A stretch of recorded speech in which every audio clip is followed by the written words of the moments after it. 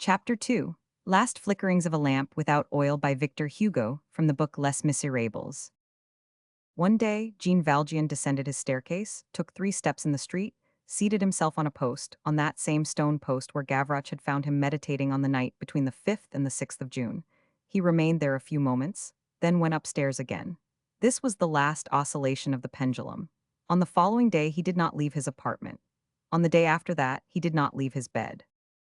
His portress, who prepared his scanty repasts, a few cabbages or potatoes with bacon, glanced at the brown earthenware plate and exclaimed, "But you ate nothing yesterday, poor dear man." "Certainly I did," replied Jean Valjean.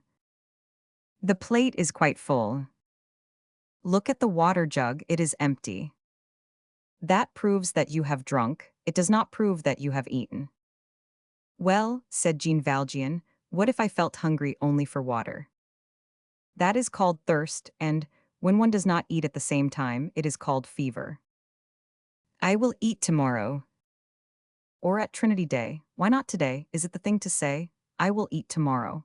The idea of leaving my platter without even touching it. My ladyfinger potatoes were so good." Jean Valjean took the old woman's hand. "I promise you that I will eat them," he said, in his benevolent voice. "I am not pleased with you," replied the portress. Jean Valjean saw no other human creature than this good woman.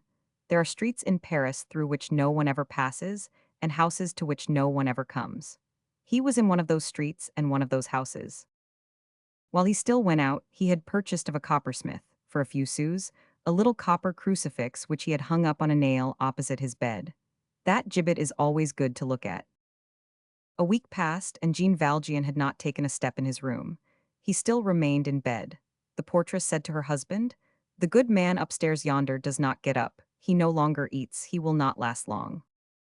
That man has his sorrows, that he has. You won't get it out of my head that his daughter has made a bad marriage."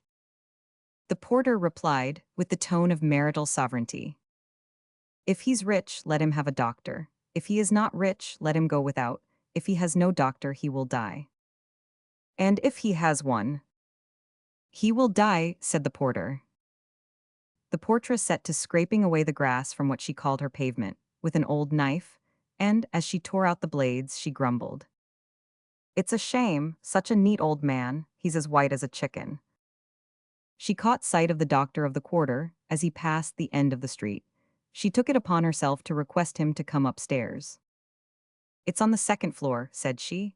"You have only to enter. As the good man no longer stirs from his bed, the door is always unlocked." The doctor saw Jean Valjean and spoke with him. When he came down again, the portress interrogated him. "Well, doctor, your sick man is very ill indeed. What is the matter with him?" "Everything and nothing. He is a man who, to all appearances, has lost some person who is dear to him. People die of that." "What did he say to you?" "He told me that he was in good health." "Shall you come again, doctor?" "Yes," replied the doctor, "but someone else besides must come."